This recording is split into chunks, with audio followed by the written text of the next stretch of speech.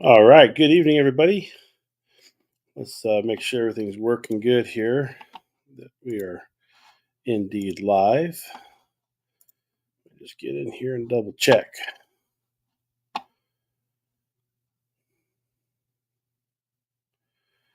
Where are we at here?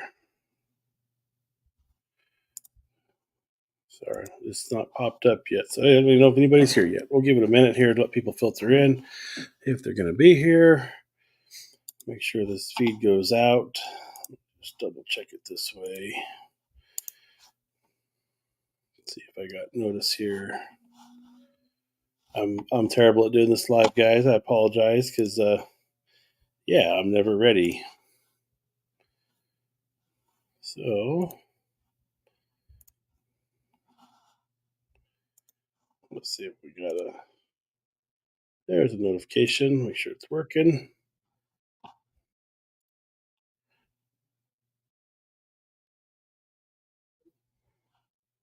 Headphones aren't working.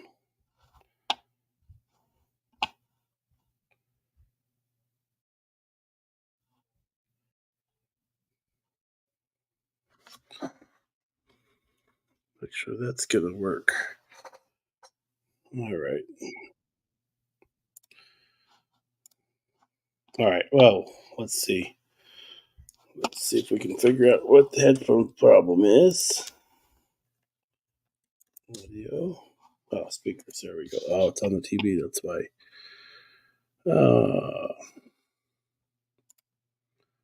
All right. There we go. That's working now. There we go. All right. So, good evening, everybody. My name is Malcolm. If you don't know me, and this is Monday Live. It's been 20 days. I had to look. It's been a while. So, 3 weeks essentially. Um, kind of rushed together to get this done and up tonight. Let me get my glasses cleaned off.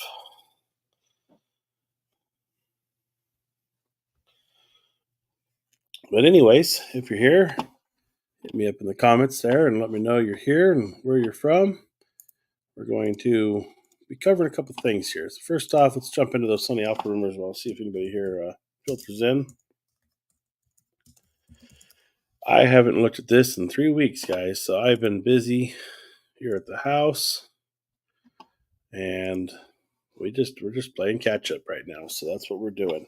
So let me share my screen. Oh, you know what I want to do? Let's move this to a new window. Right. This one goes up.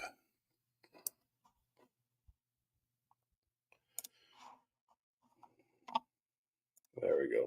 Share that. Okay. But signals on that sucks tonight. It's like been a while. Hey, Matthew's here in the room. Says, what's up? Was Matt shared the Sony shutter angle on Instagram for Nav24. Who is Matt? Shared the testing the Sony shutter angle. Oh, okay. Interesting.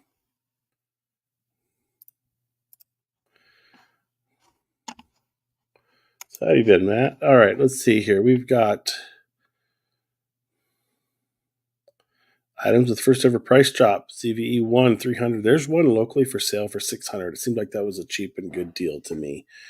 $200 off the FX30, $400 off the A7R5, $200 off the A7IV, $1,000 off the FX9, and $200 off the FX30. Got some lenses on sale.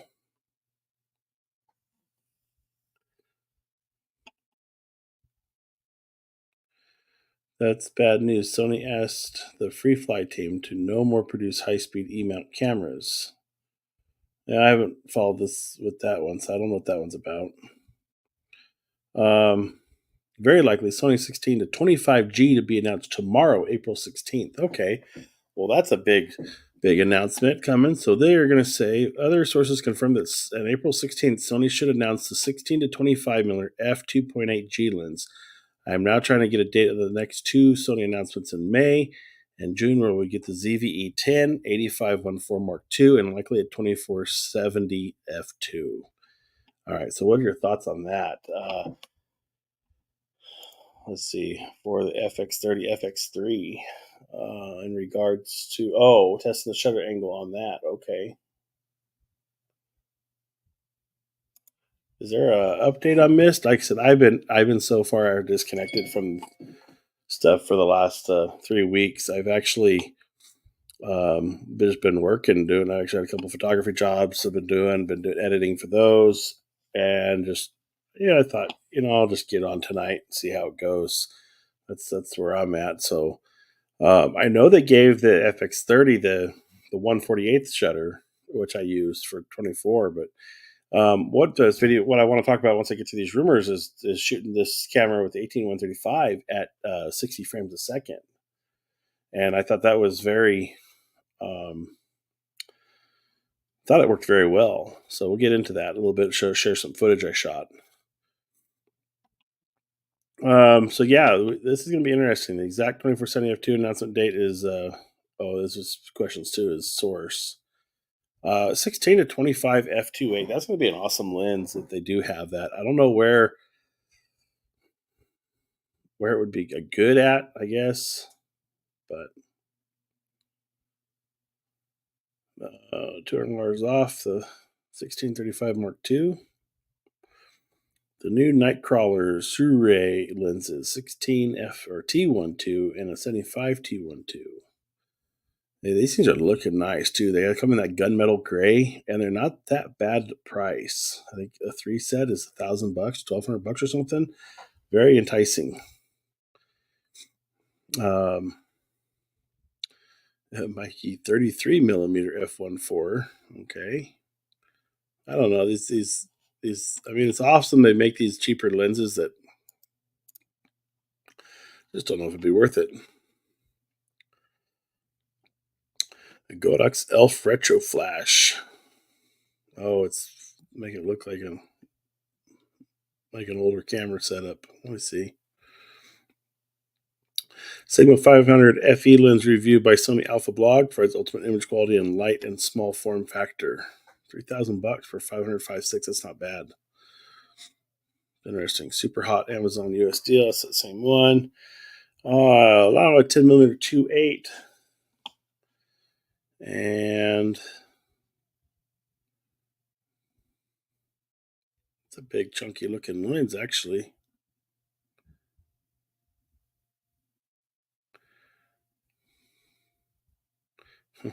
Blackmagic just announced a camera featuring a giant 65mm 17K sensor. Holy cow. That'd be interesting. We got some new Type A cards I see. Oh, yeah, it's Type A cards by OWC. Let's see the show pricing. It's not bad. $519 for a 960 gig. I mean, it's still a lot, but it's not bad. Max sequential reads 1850 megabytes. Sequential write 17. Sustained write is 400 megabytes a second. Interesting.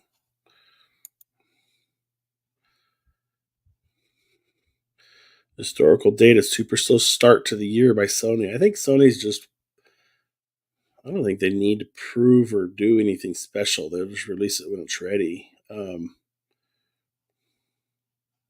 So we had cameras, nothing. Lenses, the 24 to 50G. This is going backwards to the first 3 months of the year. Yeah, it's been kind of, we've got one lens this year. 28 cameras. Yeah, they haven't released a new camera this year, but I mean, I think it's coming. I think they're waiting to see what the market with Nikon and Canon are going to do. There's been a lot moving on.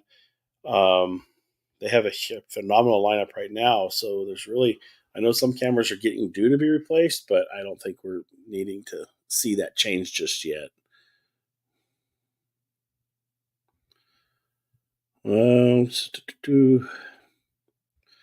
looks like that's it. So the big news right now is the 16 to 25 f2.8 is possibly tomorrow release.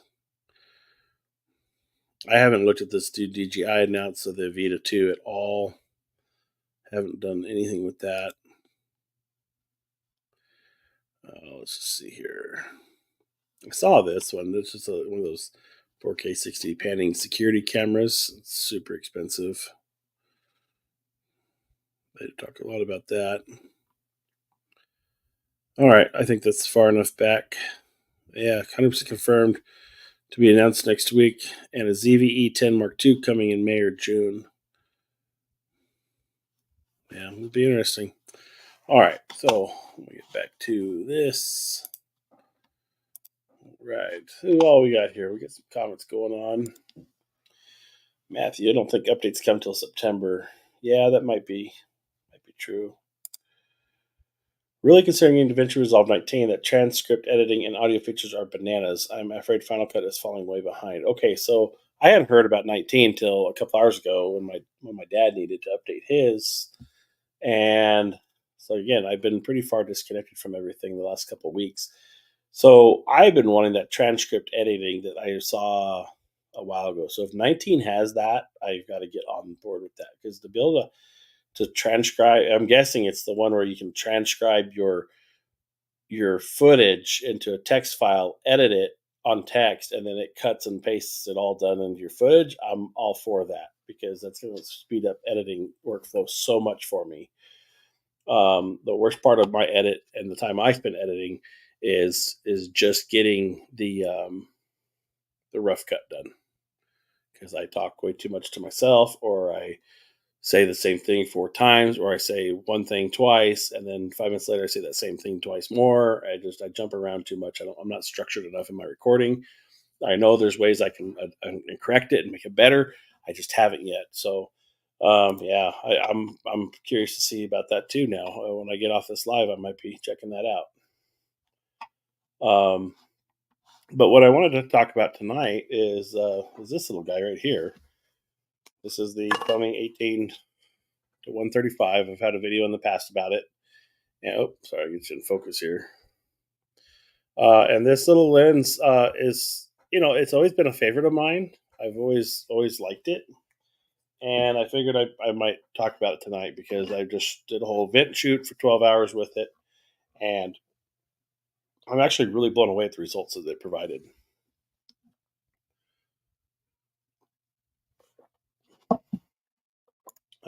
Yeah, rather than cutting all the bad out, you can highlight the sentences and put on top. Yeah. If DaVinci's finally got that in 19, then I'm all for doing that. All right, so I need a good zoom lens for my FX30, man. Okay, let me tell you what. I've been shooting the 24-105 on it, and it works great. This is the 24-105. It's on my 7R2 right now. This lens right here, definitely, it's chunky on the FX30 on a gimbal. And I hadn't had this lens. I had this lens originally. This is the second copy now I've got, and I've wanted to shoot with it. And so what I did was I put it to work this weekend. Well, a week ago, I should say. And I've got some files I can possibly share with you. Let me see if this will work. Last time I had an issue sharing on the spot like this. So let me open up one of the files from low light with the FX30 and see if we can decipher what this is. Now these are just going to be the raw playbacks. If it'll let me play it back. Let me see. Okay, so no sound in any of this, hopefully, because the sound's not great. But I wasn't recording for sound. Let's see here. Let me get this shared. I gotta fix my screen resolution real quick. It's like way off the charts. Hold on. Give me a second here. Let me go to settings. I got my dual monitor going, and it's just not. Yeah, that's why. Show all resolutions. Yeah, we want 4K, guys. Give me full resolution. There we go. Now I can. Yeah, the lights are killing me. Give me a second. Let me get this set up. Jesus. All right, where's my mouse at? Yes, I'm going to keep that. And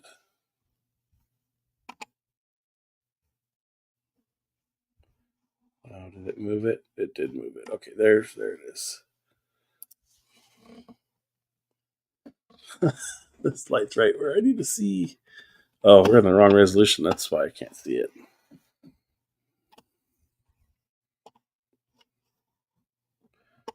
There we go. Hold on. Sorry about this.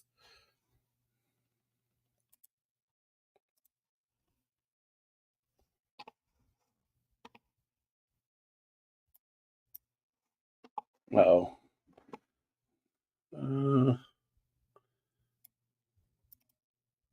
There we go. Okay. That's better. Now I can. I screwed up my resolution. I guess this. Hold on.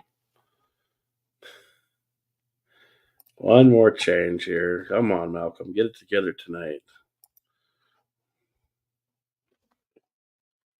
Plug this back in.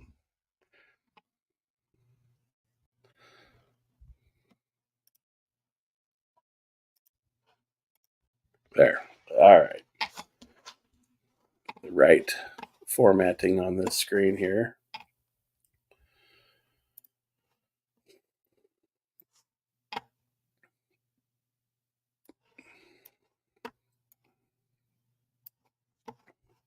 Yeah. Hope you're good and have a happy tax day. Yep, my taxes are all done. Okay, let me see if this will present now. Share screen. Window. Share. Hey, it does work. Okay, good deal. All right, so did a little filming here at an event. This is a shot on the 18135 with base ISO 2500 in log. So this is the raw log footage. I haven't edited anything now. Last time I tried to open DaVinci on StreamYard, it didn't like that too much. So we're just going to go with this. One more thing here. Range. I don't know why the Mac has so much trouble keeping screens aligned. Every time I have to make a change, there we go. Okay. Why it does that. But anyways, turn this volume down.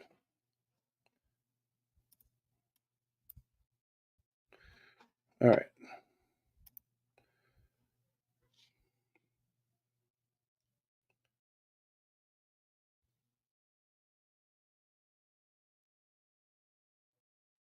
Yeah.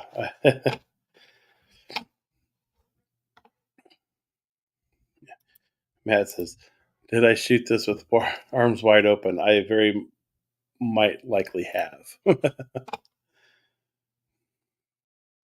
But anyways, yeah, some footage here of the event.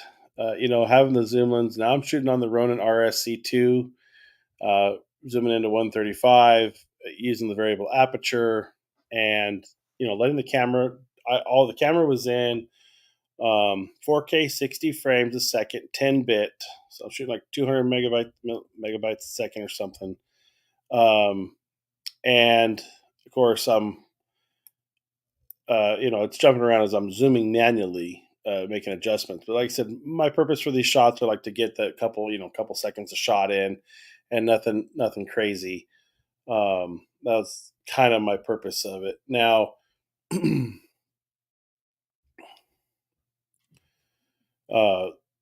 so again, 4K 60 frames a second. I'm shooting in shutter priority, keeping the shutter at 125, 1/25th of a second. Okay, so I'm at my 50-degree shutter angle, give or take. And this is letting the camera just keep base ISO at 2500 basically, and adjust aperture as it needs to adjust the exposure. And like I said, it seems like I was impressed, to say the least. So it shot everything in this low light really well. Here's the crowd. Um, at night, like I said, a lot of bright stage lights, lots of high contrast as far as the bright lights are. The big split there from your highlights to your shadows, and I think this is where I get up behind the barrier finally. Um, but yeah, it was fun. Um, some crowd passes there.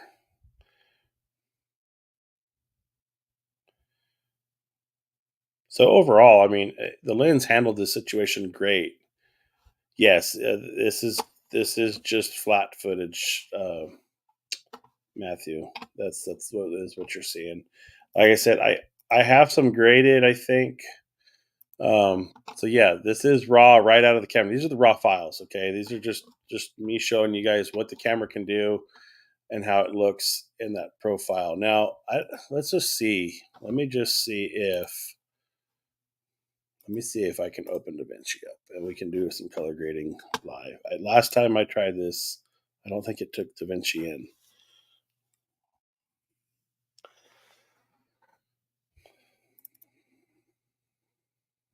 Let's see if we can share.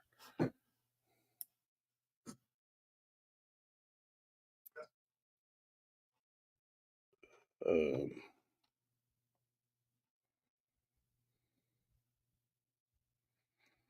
Stop sharing that one.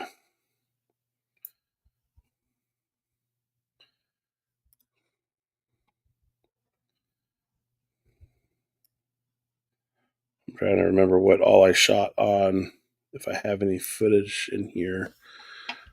Well, here, let me just bring that clip in on my timeline. Let's see if this works first. Let's stay on task. All right, let's present, share screen, share. Okay, good deal. All right, so I've got this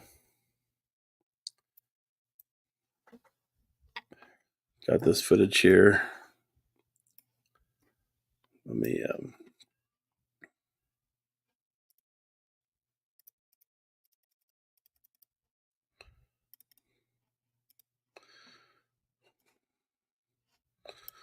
that not it?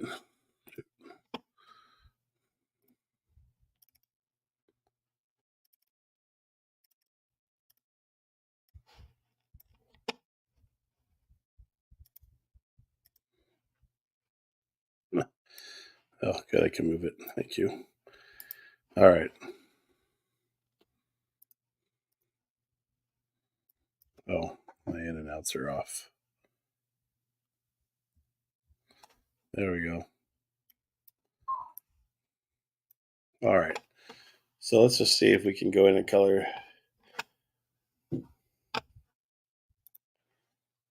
So what we're getting here. Just find somewhere you can actually see. Turn this down.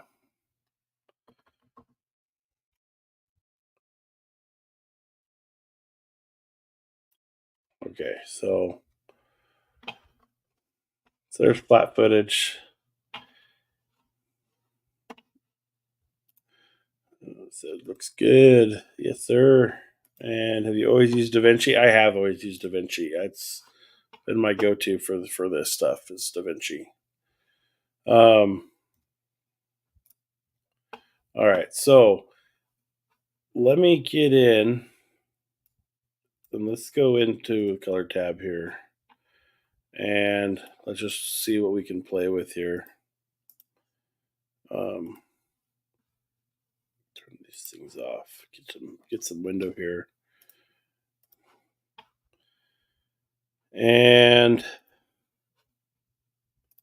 sorry, I'm trying to set all this up. I don't know how well the stream's coming across. Of course, I know there's degradation in the stream, so I apologize for any of that. And you're probably not getting the sharpness and the clarity from my end, it's myself on the screen looks amazing, and then DaVinci, of course, looks great on the laptop. So I'm assuming, take it with a grain of salt if you're seeing something you're not liking, because like I said, it most likely is probably um, just the upload. Let's see.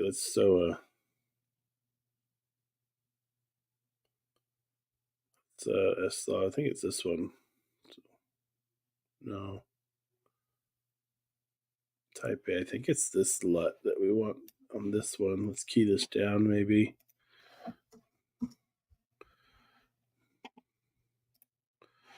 Ooh, what happened?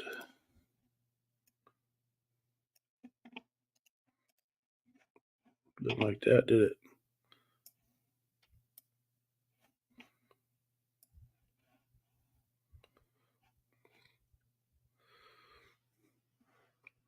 No, didn't like that LUT. Let's do some manual adjustments. All right.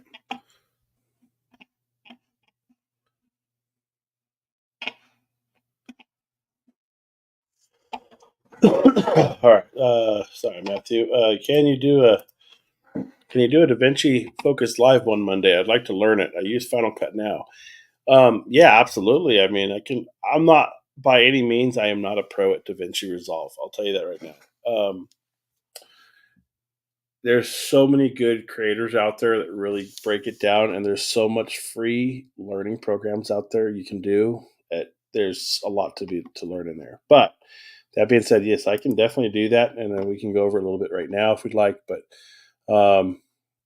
I'm going to just do a quick edit on this footage here and just kind of play with it. So um, usually the first thing I always do is like try to color balance, try to find the tone that I want. The camera was shooting, I want to say I had it at like 5300, so that's where my white balance 0 is at. Like I said, we can go through here and adjust it however we want, but we're pretty balanced, I'd say. For it was very bluish purple up there on the stage, so I'm gonna say white balance was good. We're gonna leave it alone. The next thing you want to do, and you can play with the nodes here. These nodes are each channel's individual adjustment. Right now, let's just go. Um, we're just going to do some basic color grading adjustments. So we go to our curve channel here, and like I said, we got a nice flat image. You can pull these dots back and forth to change your basically your range, your how much, just like any curve channel adjustment on any editing software, basically. But you can brighten it up by pulling your highlights back. You can increase your shadows by pulling your shadows back. So if you have flat footage here where it's flat, you can make these adjustments. Um, to just change the curve, and then of course you can bring your shadows down. You can add points, bring up your brightness. I mean, you can do quite a bit with it. Um, so we'll just put like a basic S curve on this footage here. That's too much. And like I said, I'm just going to go off a kind of feel. This is by no means meant to be a thing where this is about what the camera was able to do and what we could see. And then usually once I have my curve adjustments in, I'll go into my color wheels here, and you can make some shadow adjustments. So like let's bring our shadows down to the bottom of our line, and we'll bring our highlights up. Now we're clipping the blues at that point. If we go over that 1023, we'll just bring that up right about there. We can change our offset to move the whole image up and down, on our scale, basically. And what I'm doing is I'm actually dragging this. This is a wheel adjustment that I'm just dragging forward and back. So you can change your image a little bit there.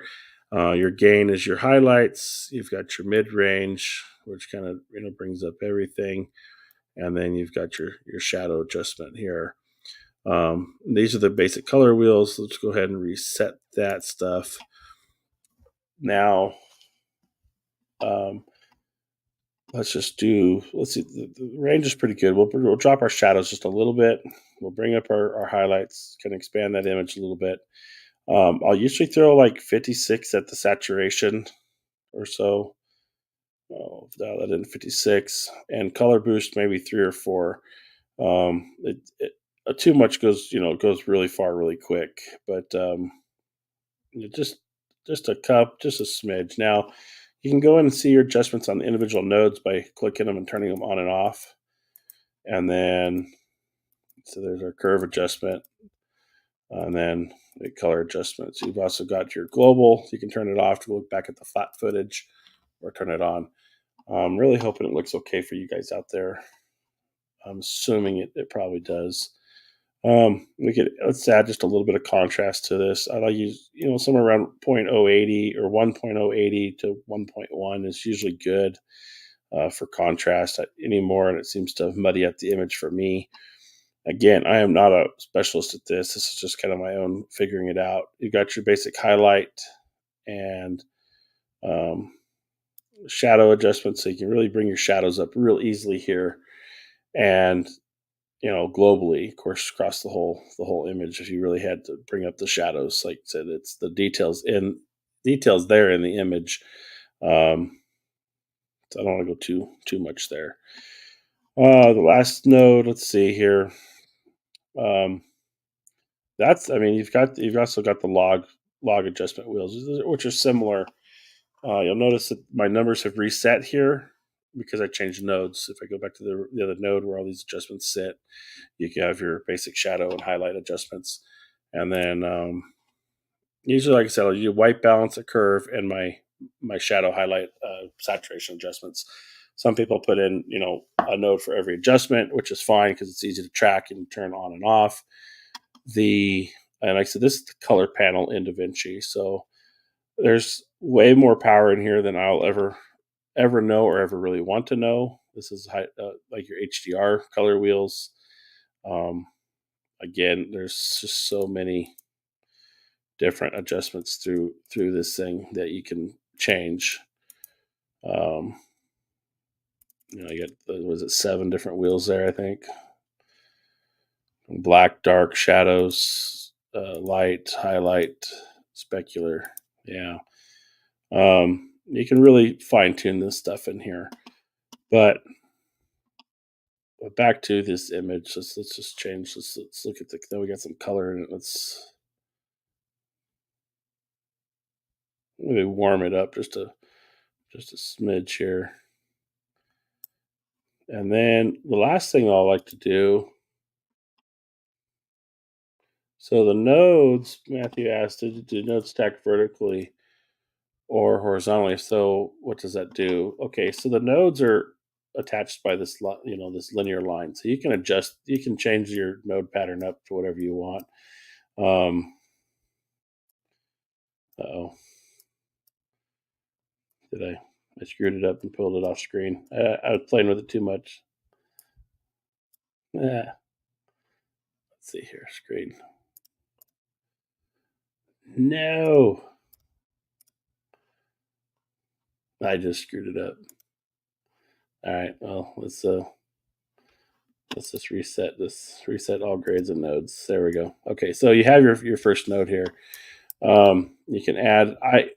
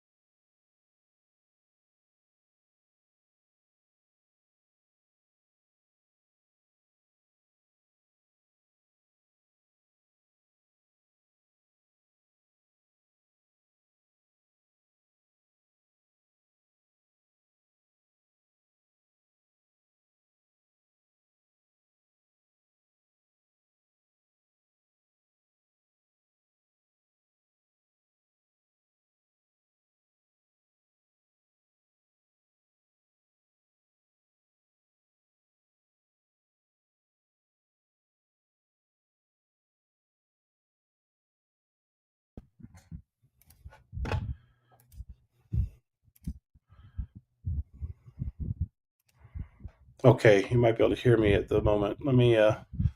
Sorry about that, guys. My camera went dead. It looks like, so it's booting back up because the battery was dead, and yeah. So now I'm on the Mac here. Let me get the camera started up here. There we go. Nope, that's on the Mac still.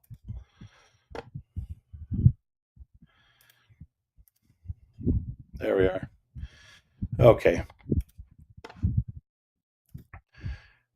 All right. Yeah. Sorry about that. I don't know how long I was going. Let's see. 9:37. A few minutes. Not too bad. Battery went dead. Let's change audio back to. There we go. All right. Back on the Sony microphone. Okay. So, all right. So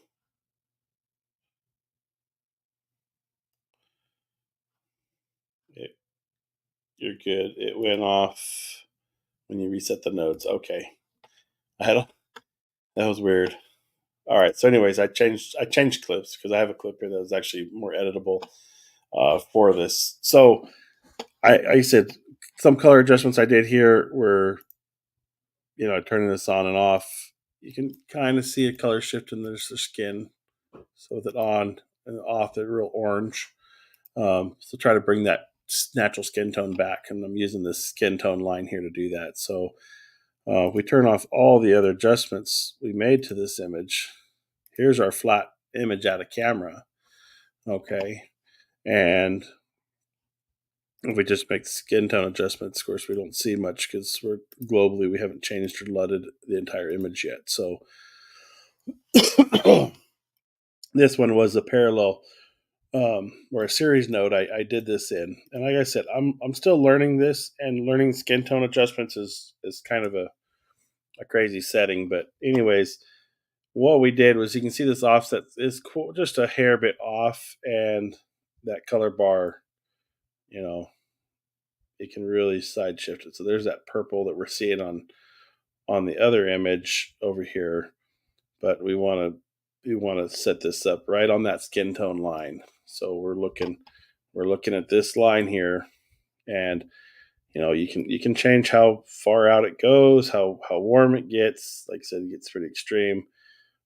Just kind of make it look natural is what I've done to figure this out. But you can see by using this mode, this is showing you just the parts of the image that you're actually making the adjustments to.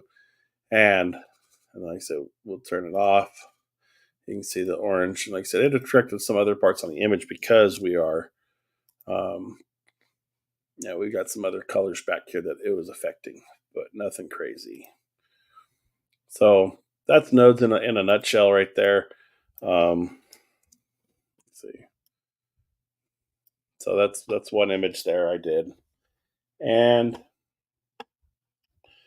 the let's see what kind of color adjustments we did on this one. So you see the little red dot shows us where your adjustment's at. You see I pulled this way down over from the right. So the original footage was very dark. I'm pulling it down.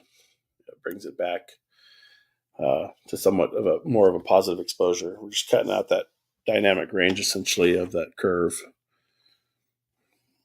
And let's see what else here.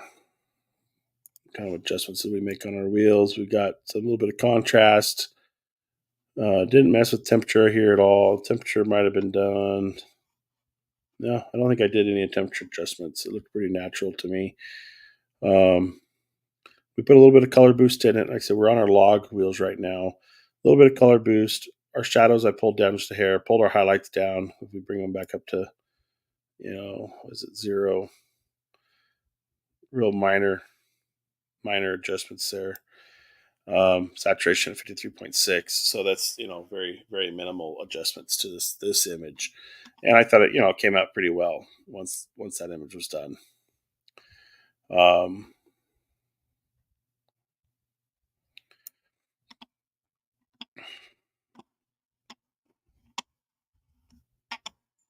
So this, are you making a recap video for them? So this is I'm an event. This was an event photography deal that I did for a local charity, and we had the bands come out and play. So a lot of it was just it's a cookout and music festival, and yeah, I'm just making a highlight reel of it, a little bit of a story arc to the barbecuing, the cook teams at night. Um, like I said, I haven't graded any of this footage yet, so click on the right image. This is all raw images. There's no color grading to it. This one was quite a bit to get corrected, and you can see on my node grade here. Let me go to this one. We've got quite a bit going on there in that setup for getting his. I was trying to get this purple worked out, and that was really difficult. Just couldn't get it out of that shadow because it's just like I said, the purple lights everywhere that were shining. But it did okay. It worked out. Like I said, here's the global adjustment turned off. So that's our straight out of camera, and then put back on. Now this was probably shot on the 24 millimeter G Master at this time, so that's why I wasn't really going to cover these images so much. But yeah, there's some color grading for you. But back to some of this footage. Let's find like I said, this one, you kind of got to find a neutral scene to color grade it because the stage lights are always changing. We got lots of different color happening. Get up down here. I was up close.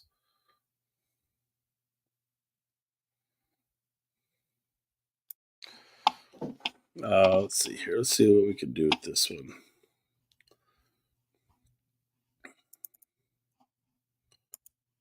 Oh yeah, so this is my node setup that I had set up here. Let's shift H this. Let's just see what we can do with skin tone on this one a little bit. So we've got some. So when you don't have enough of it, you can add it in. If we go back to the qualifier, we can feather some of the image in here. And like I said, we got a dark shadow under his neck. That's that line we're seeing there.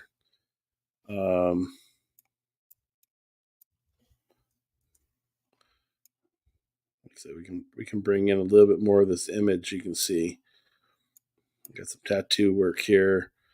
And that's really the skin. It's got everything kind of figured out there. Bring a little bit more in. You can see that the image that's coming in with it now. And let's go ahead and go back to our color wheel and just see what our offset does. Because if we go too far extreme, like I said, we're playing with that light too. So I don't know how far out we'll be able to get this. It doesn't look half bad.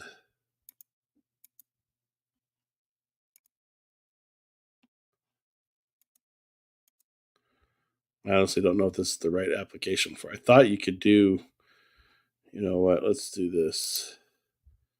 Add alpha output, and let's put that in there.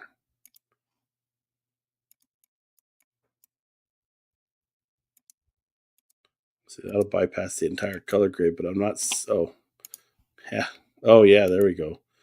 That definitely changed some stuff up there. Okay, put that back. Maybe let's not do that one. Like I said, I'm still learning this color grading stuff.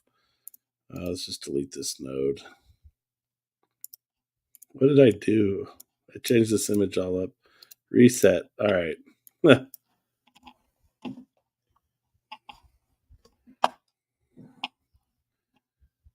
All right, let's see here. Let's just do let's add a parallel node or a serial node. And let's do our skin tone qualifying right there on that one. All right, so Shift H. There's our skin tone. And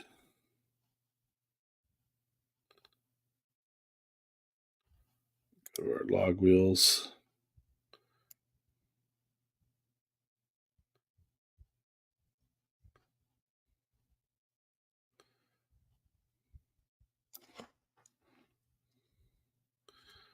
Kind of gave him a little bit of a jaundiced look there.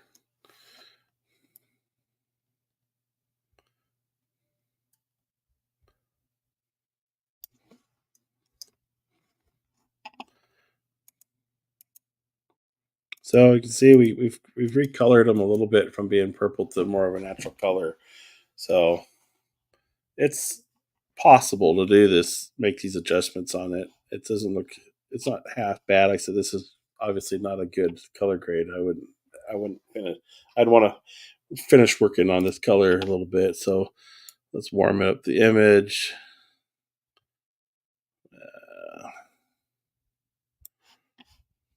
Check our curves. Really brighten it up here.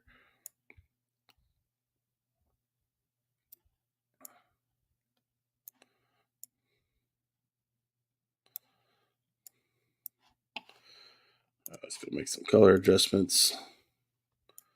That little contrast. Boost. See, boosting your color, really watch it with the skin tones. And then shadows. Bring the shadows down. Bring the highlights up a little bit. There's our saturation.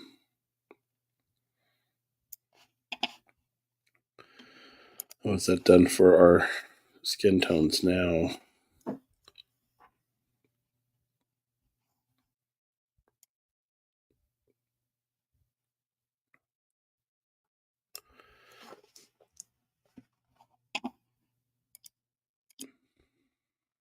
We got some muddiness in the image back here in this area. This screen looks really bad compared to, I don't know what you guys are seeing. Like I said, my monitor's calibrated for the Apple Mac color, so not sure what you're seeing there, but doesn't look great up here, but down here it's looking okay. It still needs a lot of work, but anyways, that's a simple color grade. Back to the topic at hand, though, is the 18135 on the FX30. So, is it worth it? Yes, absolutely.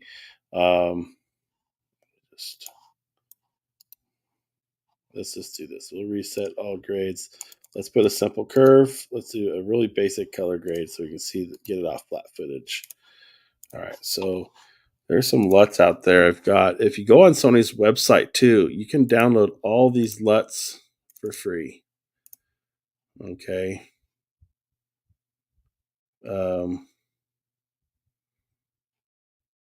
They have a ton of them. I mean, there's dozens of LUTs, and the thing with LUTs when you're using them, you gotta detune them from their like.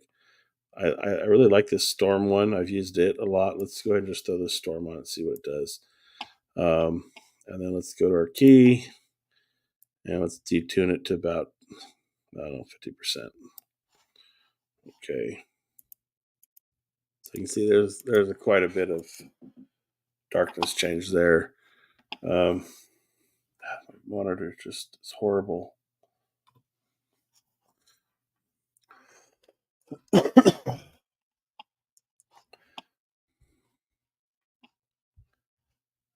But yeah, you can get the Sony factory LUTs for the these S gamut to S Cinetone. You can get those too. To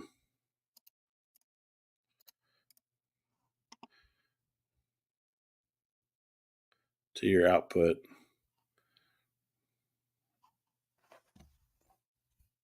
And yeah, you scan the image with your LUT here. So it kind of, if you just want to see what it is, just click on it.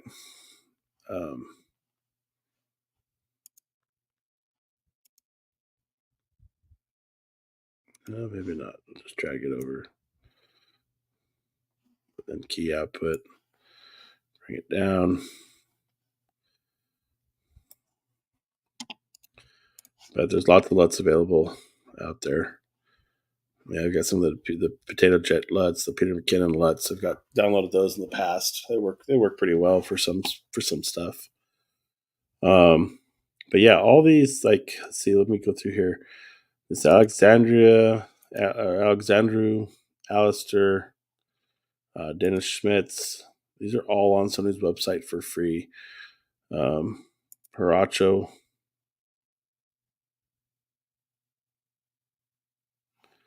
Jenny Alice.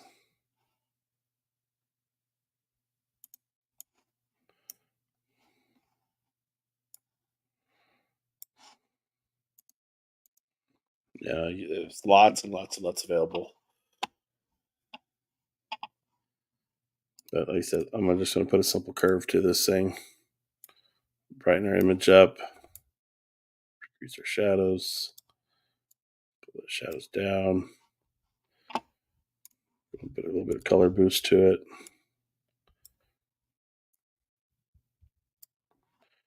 A little bit of contrast. Not too much. Pull some of that purple out. There we go. All right.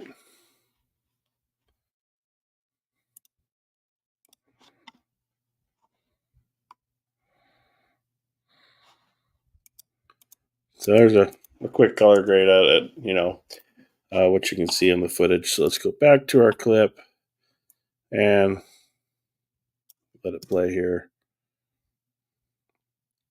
Like I said, this is the FX30 with the 18135. It. I think it performs really, really well considering what what this lens is and how well it works. I mean, I'm impressed. It's plenty sharp. It definitely, uh, you know, it shows the detail in the image everywhere. Like I said, I'm sure there's a lot of degrading happening with this, live stream. But the 18135 is it's a rock solid lens for the money. I mean, it's still a $600 lens if you're just to buy it. It never would buy it just like that. I would find it with a kit or do something like that to get it. But definitely, definitely, worth it. I think.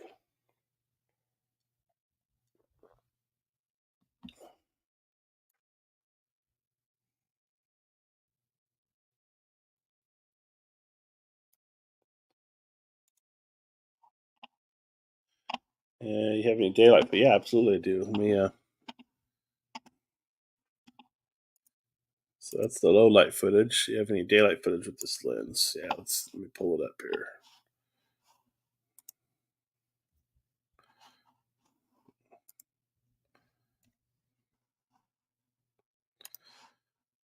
So let's see. This should be.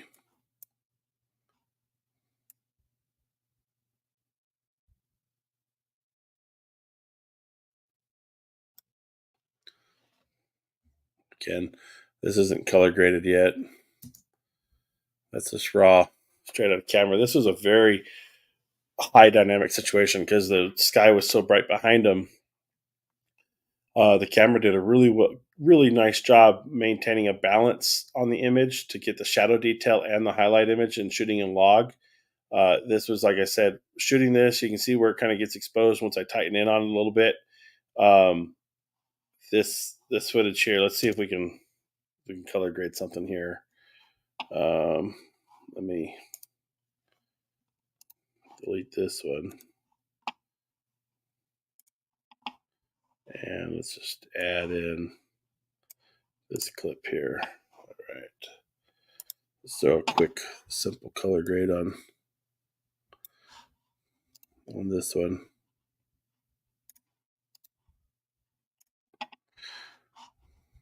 So do a white balance adjustment. I said camera is pretty well balanced. It looks pretty good there. Do a curve adjustment. Let's pull this down. Bring down our shadows.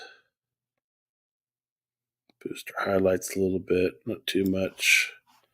Look at our waveform. Okay. And let's go do our color wheels. A little contrast. A little bit of color.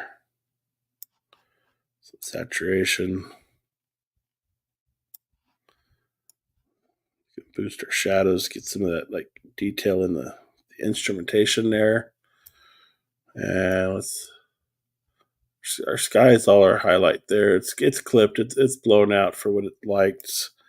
We can balance our highlights out by we can just add a little bit of blue to our highlights there. Got to bring it up. So here's the adjustments off. That's our flat footage. Here's a something that looks decent, usable right there. Let's say we want to check our skin tones. Let's go ahead and add a node. We're going to take our qualifier, touch skin, Shift H brings in the skin tone. And we go to our vector scope. We're a little off. We're not far off. You can barely see this line on my TV, but let's go to our log rings and just push it just slightly up. That's a very minor adjustment. And let's see if we can see it. Yeah, it took a little bit of to me, it's taken some of the green tint out of his skin, some of magenta maybe. It straightened it up a little bit. So, but anyway, there's a quick color grade and just a shift between the two. So, the grade on and the grade off. Like I said, there's some good detail for you to look at, in the image. Like I said, I'm shooting front stage. I got the zoom lens on, so.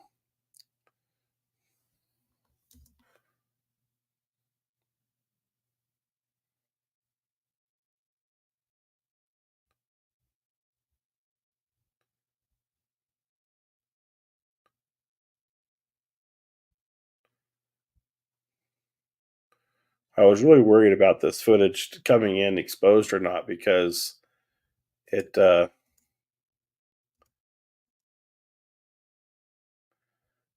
it was so dark and shadowed, but it did a nice job, I think.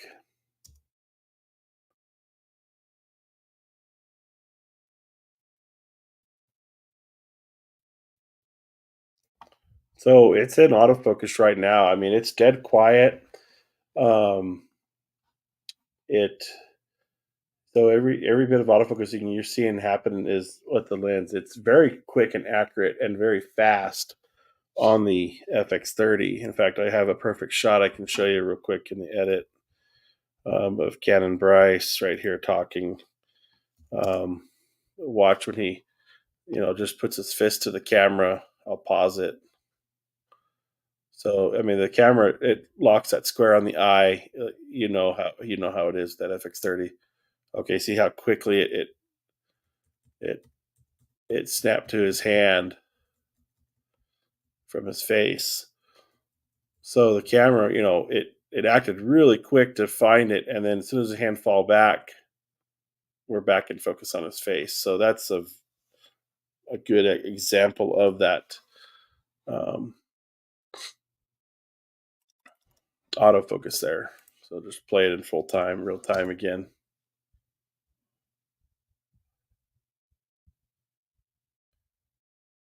I mean, it's boom, boom, right there.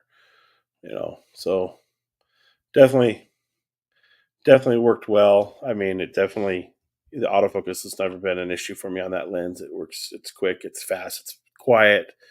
Um, is it as good as maybe the new G lenses? Probably not. But again, it's a price point. You can buy 3 of these lenses for one of those G lens costs. Um, definitely, it definitely has a difference. To that. Oh, where's my? I have it hiding over here. Again, take that log off. There's the way it shot out of camera and with our quick adjustment.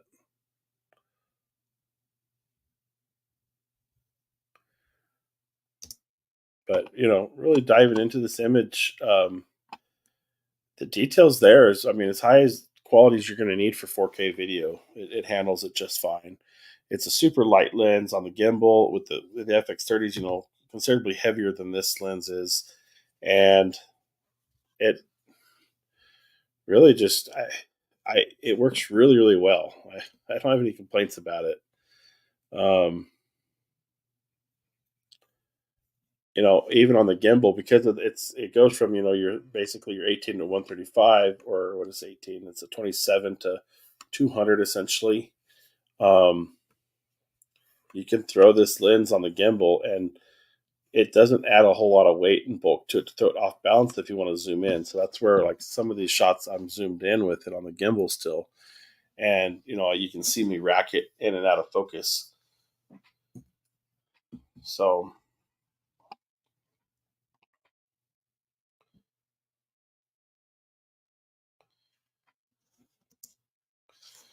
all right, so you want to know the difference between the edit and cut page. All right, so I use edit page. This is the edit page right here. Cut page looks like this. And to be totally honest with you, I haven't messed with the cut page at all. Now, my dad, who's really dove in deep into DaVinci, he bought the studio version of it, and he's got the speed editor. He absolutely loves the cut page and how you use it. And what I understand about it, and I haven't played with it because when I'm in the middle of a project, I just need to know what I know, and I haven't had the time to invest in learning anything different yet. But it's way quicker to grab your clips up here with your in and out. So if you grab some footage from a clip, um, again, maybe I'm wrong. I'm probably the wrong person to ask this at this moment.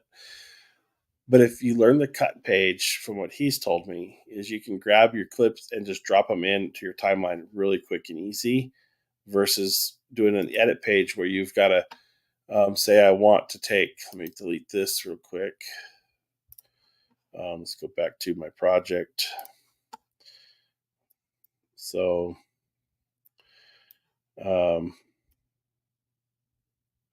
let's say I just want to add a clip to the end of this. What I would do is I'd play my clip here. I'd grab my in point and my out point of this clip. I can drag just the audio in, or I can drag the video in. If I grab this, I take just the picture in.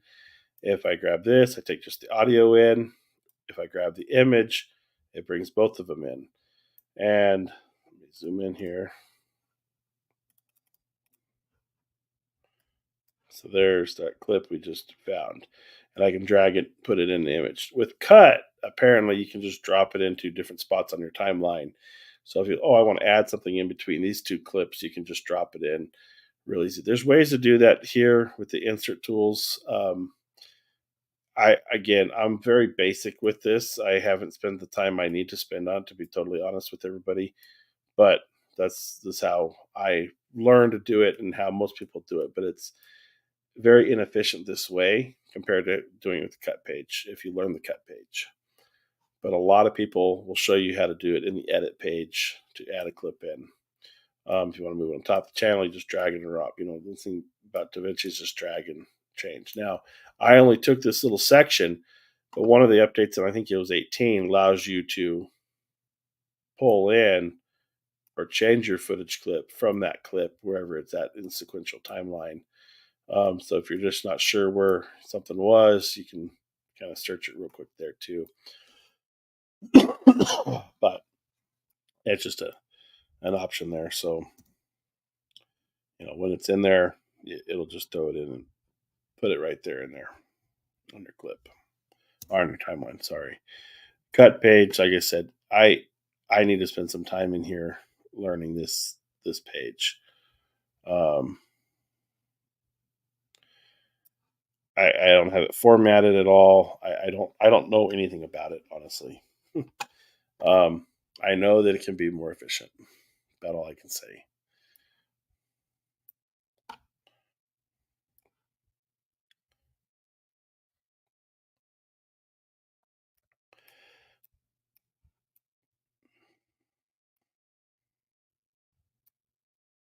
So yeah, with that, I don't have anything else to say. This is your media tab. So this is where you can go pull all your media from your hard drives and your file folders. You can also review your clips here. So if you wanted to, you can just go review it. Say you just want the small little portion of a clip. Let me pull something different. Okay, so here's, I was looking for this shot earlier. Dang it. Okay, 744. I remember that. Say I just want this portion, let it play out, and just take that. Okay, right click, create subclip. I can name it to whatever I want and pull it down to my media pool. So once you have the media pool in your edit page, you've got everything up here in your edit that you can pull footage from. Shows you how much of the clip you've used, where it's at in the timeline of that clip. Like I said, you can barely see these little red lines, probably. Like this one's got a little bit of a clip here where I pulled it from that entire clip. And then you've got your previewer and you've got your output window. If you want to do this, you can inspect it. Like, so say this image here, I'll click into it. This is where you can modify through the inspector window. So I bring all my images in on a crop a little bit, and this is to give me that wider format on the like cell phones that you'll see my videos in. So I'll always bring these up to 1.13 crop in, and losing a little bit of the top and bottom, but it also gives you that adjustability to a little bit to move and set your composition back where you'd like it. So like 48 on that one. So it doesn't change. You just punch in 48, enter. Now when these two clips run together, they you'll blend, without any. You'll see the cut, but you don't see any shift in the footage. So I use the inspectors quite a bit for most all my work. You've got you can do the cropping. You can really yeah. So there's the cropping. You can do this. You can keyframe all these movements. So if you want to rotate the image, you can. You can really just mess it all up in here. You've got your you can change the opacity of it. So if you stack images on top of each other, or if you want to do a white background and whatever, you can manipulate that. You got stabilization, lens corrections. Same thing with your audio files. You can adjust your levels. So there's a lot can be done in the inspectors. Like, let me find one of my titles. So here's a title. Here's where you can type in what you want to say. Your font, the size of it. You can adjust the font size. You can do quite a bit.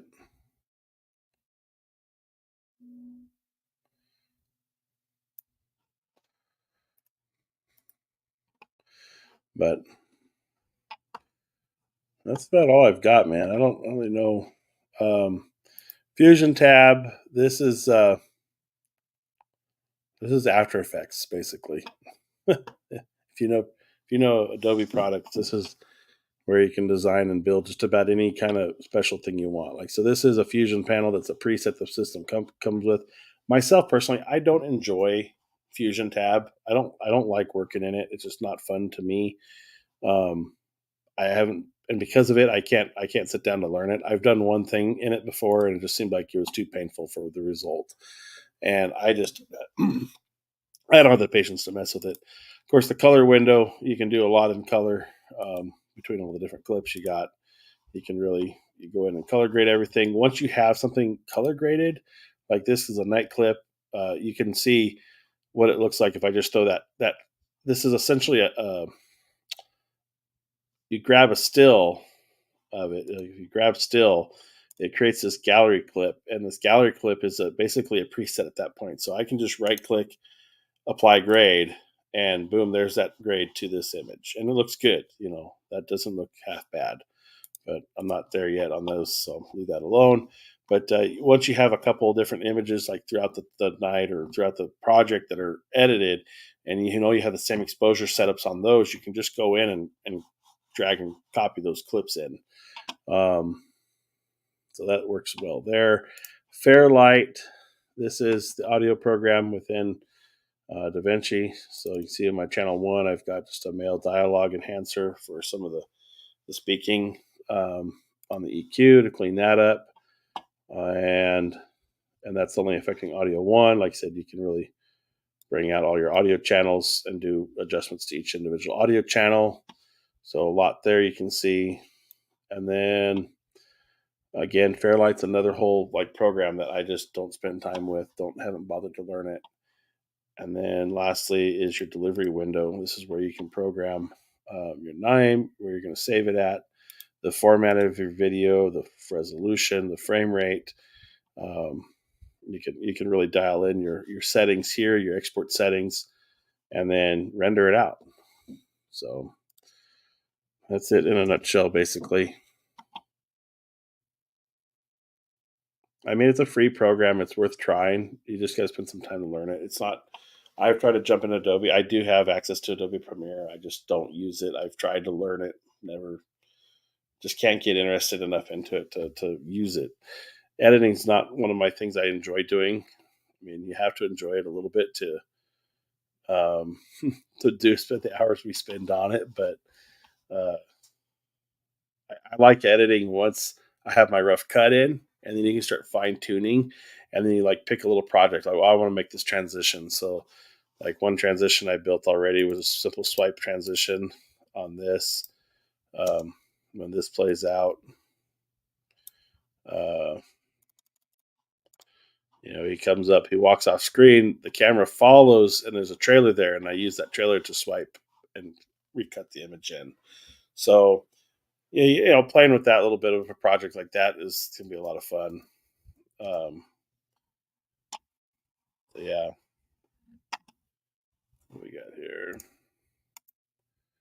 Apparently, the audio editing in 19 can remove certain instruments and even voice from an audio file. The AI is wild. I just mainly use Final Cut, but DaVinci Resolve is intriguing. Yeah, I've been using DaVinci 8 years now. Um, and like I said, it's a very basic understanding. I haven't dove into it as far as I've needed to, as far as I can. But it's like I said, I'm still using the free program. If you're, I will say this: if you're on a Windows PC, you will not unlock the potential out of the free version. Um, to a point of, I would say it's not worth getting. You can get in there and try it, but it's using the CPU and to do all its processing on a Windows PC. You don't unlock GPU performance until you pay for Studio version.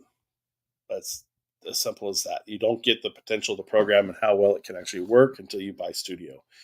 Now, that being said, the reason why I went and bought a Mac M1 was because it kind of, I wanted a new computer that was powerful, but it unlocks a lot more of that performance because the Mac architecture is different. And I don't think DaVinci could handicap it so much to make it run on the Mac. So it runs extremely smooth on the Mac to the point of probably as smooth as it runs on Windows. The experience I have with Windows is, again, it's with my father's PC. He has a little laptop. And it's a decent, powerful little laptop, but nothing crazy. And, running this free program, he was just struggling. It was taking, 30, 40 minutes to do a render. He'd use this little free Sony software that his camera had, and it did it in 3 minutes. So he was really struggling to see the point of DaVinci Resolve. He knew the potential and the power of it, but it was just not working. It wasn't. And then he finally decided, you know what, I'm going to buy that speed editor and buy the Studio version because he'd heard that it was running better when it was on Studio. When he did that, it night and day difference for him. His computer runs DaVinci dang near flawlessly, smooth, can pan footage. I mean, just everything works so much better because it's unlocking that GPU performance at that point.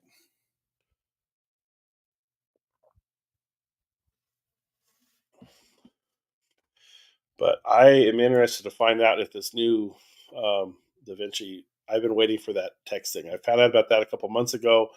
I saw it. I was like, I really like that idea, and I want that. So, yes, I have an M1 Max 64 4 terabyte upgraded last year from the 2016 MacBook Pro, 500 gig, I think. Okay, yeah. So you will have no problem running DaVinci.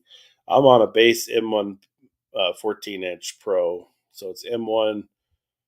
What is this thing? Can't remember. It's the M1 Pro 16 gig, and I do use that scrub memory a lot. I will say, um, it's constantly running. So if you have a 64 gigabyte model, you're doing just fine. You won't have any issues, I don't think. Yeah.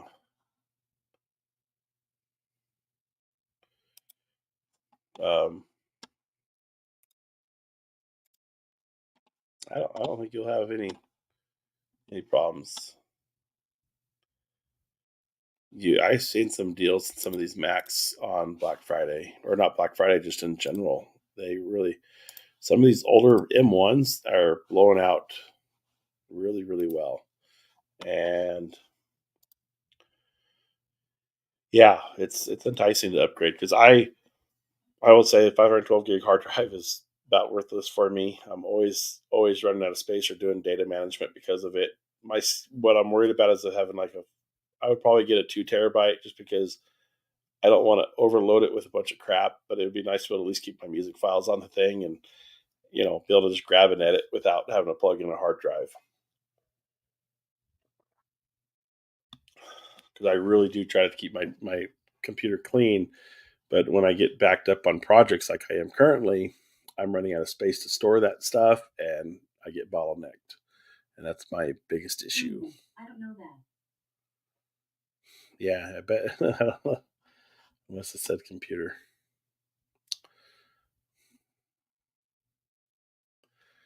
So,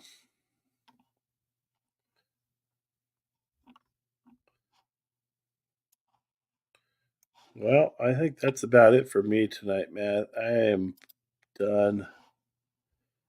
I'm going to probably get out of here. AV10 will be like the new Mark II. Um, I don't even know right now. I mean, it'll have newer autofocus. It'll probably get. I don't even know enough about the original, current one. Let me get in here. Let me see. I said I've been too far disconnected from stuff lately. So the EV10.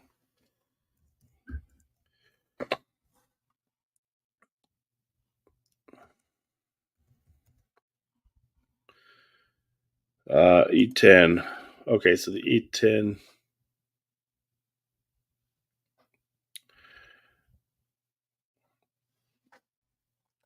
What sensor does this have in it?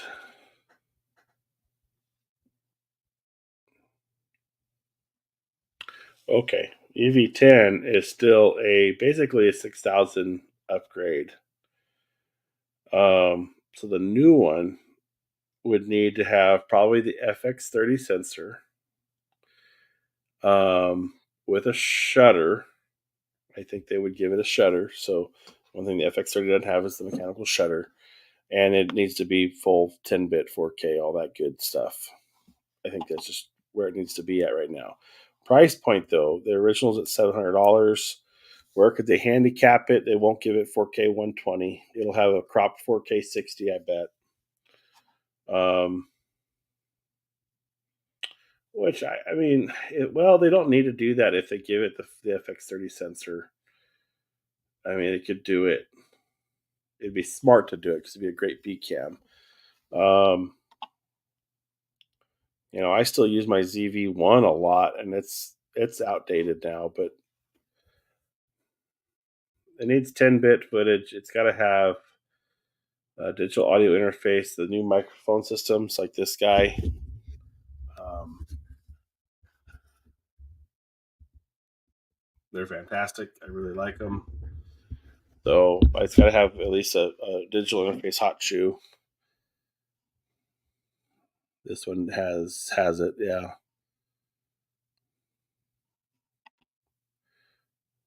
What else? I mean, newer focusing system.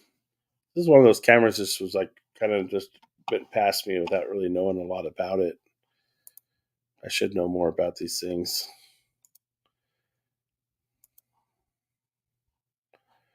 What batteries this uses? This uses a W battery, doesn't it? Let's see here.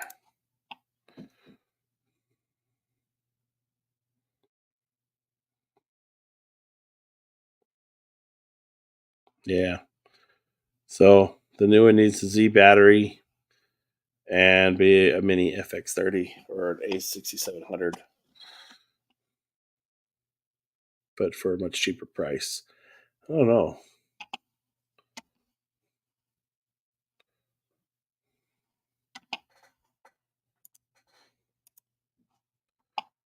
Yes, sir. Have a good night. I'm going to call it a night, and I'll talk to you guys later. So with that, guys, appreciate you coming in and watching. If you stick around to the end, and special thanks to Matthew Pate for coming in tonight, chatting about DaVinci Resolve, the FX30, the 18135, and hope you guys have a good night. I'm gonna call it a night, and see you later. We'll talk to you later. Bye.